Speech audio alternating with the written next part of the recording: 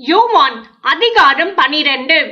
பஸ்கா பண்டிகை வர 6 நாளைக்கு முன்னே இயேசு தாம் மரணத்திலிருந்து எழுப்பின லாசரு இருந்த பெத்தானியாவுக்கு வந்தார். அங்கே அவருக்கு ராவிருந்து பண்ணினார்கள். மார்த்தாள் பணிவிடை செய்தால், லாசருவும் அவருடனே கூட பந்தி இருந்தவர்களில் ஒருவனாயிருந்தான். அப்பொழுது மரியாள் விலையேற பெற்ற களங்கமில்லாத நலதம் என்னும் தைலத்தில் ஒரு ராத்தல் கொண்டு வந்து அதை இயேசுவின் பாதங்களில் பூசி தன் தலைமயிரால் அவருடைய பாதங்களை துடைத்தாள்.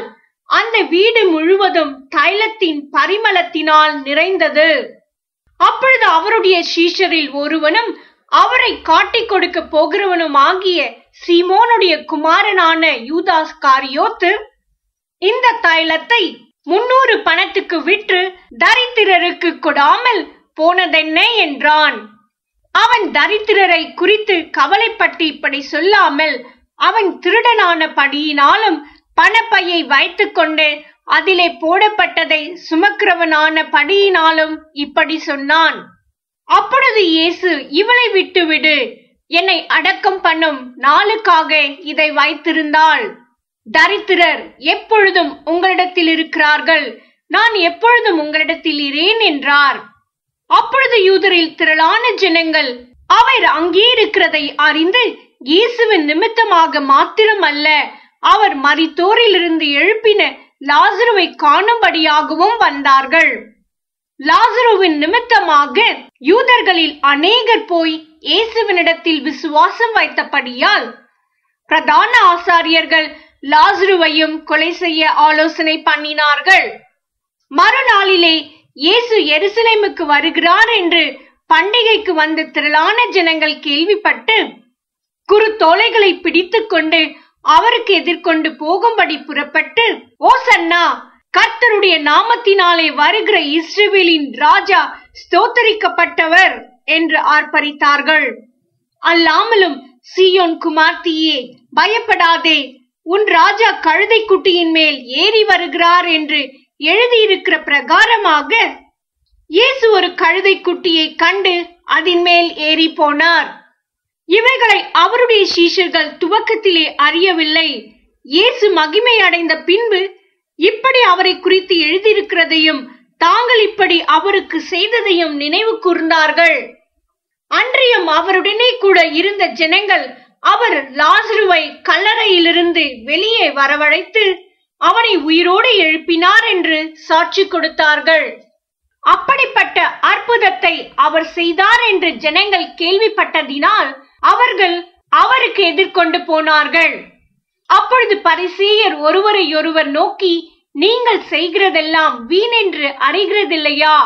இதோ உலகமே அவனுக்கு பின் சென்று போயிற்றே என்றார்கள். பண்டிகையில் ஆராதனை செய்ய வந்தவர்களில் சில கிரேக்கர் இருந்தார்கள். அவர்கள் கலிலேயா நாட்டு பெத்சாயிதா ஊரான் ஆகிய பிலிப்புவினிடத்தில் வந்து, ஐயா, இயேசுவை காண விரும்புகிறோம் என்று அவனை கேட்டுக்கொண்டார்கள். பிலிப்பு வந்து அதை அந்திரேயாவுக்கு அறிவித்தான். பின்பு அந்திரேயாவும் பிலிப்புவும் அதை இயேசுவுக்கு அறிவித்தார்கள். அப்பொழுது இயேசு அவர்களை நோக்கி, மனுஷகுமாரன் மகிமைப்படும்படியான வேளை வந்தது. மெய்யாகவே மெய்யாகவே நான் உங்களுக்கு சொல்லுகிறேன், கோதுமை மணியானது நிலத்தில் விழுந்து சாகாவிட்டால் தனித்திருக்கும், செத்ததே ஆகில் மிகுந்த பலனை கொடுக்கும். தன் ஜீவனை சிநேகிக்கிறவன் அதை இழந்து போவான். இந்த உலகத்தில் தன் ஜீவனை வெறுக்கிறவனோ அவன் அதை நித்திய ஜீவ காலமாய் காத்துக் கொள்வான். ஒருவன் எனக்கு ஊழியம் செய்கிறவனானால் என்னை பின்பற்ற கடவன். நான் எங்கே இருக்கிறேனோ அங்கே என் ஊழியக்காரனும் இருப்பான். ஒருவன் எனக்கு ஊழியம் செய்தால் அவனை பிதாவானவர் கனம் பண்ணுவார். இப்பொழுது என் ஆத்துமா கலங்குகிறது.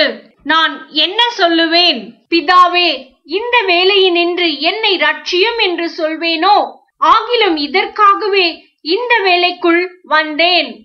பிதாவே, உமது நாமத்தை மகிமைப்படுத்தும் என்றார். அப்பொழுது மகிமைப்படுத்தினேன், இன்னமும் மகிமைப்படுத்துவேன் என்கிற சத்தம் வானத்திலிருந்து உண்டாயிற்று. அங்கே நின்று கொண்டிருந்து அதை கேட்ட ஜனங்கள் இடிமுழக்கம் உண்டாயிற்று என்றார்கள். வேறு சிலர் தீவதூதன் அவருடனே பேசினான் என்றார்கள்.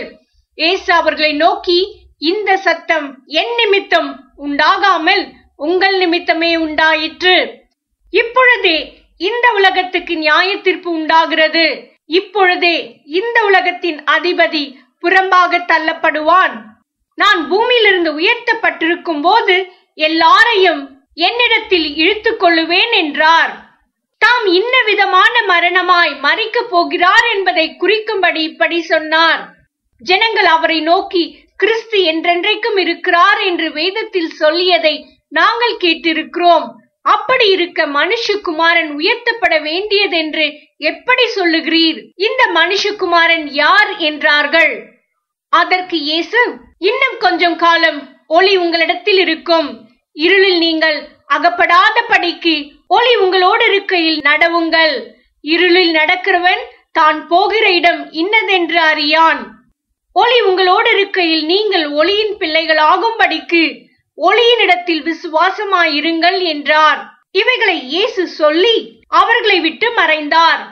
அவர் இத்தனை அற்புதங்களை அவர்களுக்கு முன்பாக செய்திருந்தும் அவர்கள் அவரை விசுவாசிக்கவில்லை.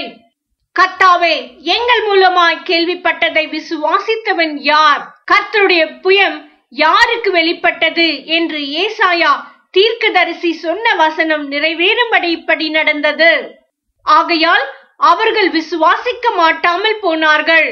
ஏனெனில் ஏசாயா பின்னும் அவர்கள் கண்களினால் காணாமலும் இருதயத்தினால் உணராமலும் குணப்படாமலும் இருக்கும்படிக்கும், நான் அவர்களை ஆரோக்கியமாக்காமல் இருக்கும்படிக்கும் அவர்களுடைய கண்களை அவர் குருடாக்கி அவர்கள் இருதயத்தை கடினமாக்கினார் என்றான். ஏசாயா அவருடைய மகிமையை கண்டு அவரை குறித்து பேசுகிற போது இவைகளை சொன்னான். ஆகிலும் அதிகாரிகளிலும் அநேகர் அவரிடத்தில் விசுவாசம் வைத்தார்கள். அப்படி இருந்தும் ஜெப ஆலயத்துக்கு புறம்பாக்கப்படாதபடி பரிசேயர் நிமித்தம் அதை அறிக்கை பண்ணாதிருந்தார்கள். அவர்கள் தேவனால் வருகிற மகிமையிலும் மனுஷரால் வருகிற மகிமையை அதிகமாய் விரும்பினார்கள். அப்பொழுது இயேசு சத்தமிட்டு, என்னிடத்தில் விசுவாசமாய் இருக்கிறவன் என்னிடத்தில் அல்ல, என்னை அனுப்பினவரிடத்தில் விசுவாசமாய் இருக்கிறான். என்னை காண்கிறவன் என்னை அனுப்பினவரை காண்கிறான். என்னிடத்தில் விசுவாசமாய் இருக்கிறவன் எவனும் இருளில் இராதபடிக்கு நான் உலகத்தில் ஒளியாக வந்தேன். ஒருவன் என் வார்த்தைகளை கேட்டும் விசுவாசியாமற் போனால் அவனை நான் நியாயம் தீர்ப்பதில்லை. நான் உலகத்தை நியாயம் தீர்க்க வராமல் உலகத்தை ரட்சிக்க வந்தேன். என்னை தள்ளி என் வார்த்தைகளை ஏற்றுக்கொள்ளாதவனை நியாயம் தீர்க்கிறதொன்று இருக்கிறது. நான் சொன்ன வசனமே அவனை கடைசி நாளில் நியாயம் தீர்க்கும். நான் சுயமாய் பேசவில்லை. நான் பேச வேண்டியது இன்னதென்றும் உபதேசிக்க வேண்டியது இன்னதென்றும் என்னை அனுப்பின பிதாவே எனக்கு கட்டளையிட்டார். அவருடைய கட்டளை நித்திய ஜீவனாய் இருக்கிறதென்று அறிவேன். ஆகையால் நான் பேசுகிறவைகளை பிதா எனக்கு சொன்னபடியே பேசுகிறேன் என்றார்.